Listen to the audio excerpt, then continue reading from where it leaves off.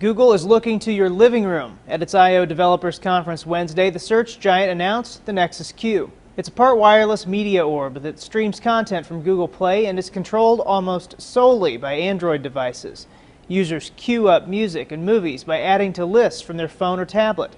The only control in the Q itself is volume. Q is a milestone for Google, too. It's the first device designed and manufactured by Google itself here in the U.S. But as the New York Times reports, that's about all we know. Google is not saying a lot about its domestic manufacturing, declining even to disclose publicly where the factory is in Silicon Valley.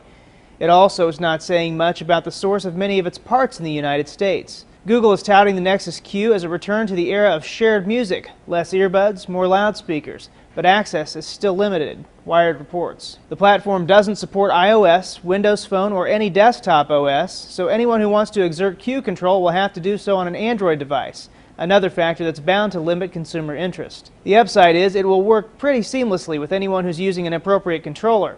As The Verge explains, the Nexus Q doesn't depend on local media. It's going to sign into your Google account, and that's because the Nexus Q doesn't actually stream media directly from your device. It streams music and movies from the Google Play Cloud. Of course, Google already offers a series of smart TVs from various manufacturers that also stream content from the cloud. VentureBeat says the new gadget seems a little bit redundant. Google already has a streaming media platform in Google TV, which it's fighting hard to gain support for among both consumers and developers. The Nexus Q's functionality should have been a complementary feature on the Google TV platform, which would make it more competitive with Apple TV.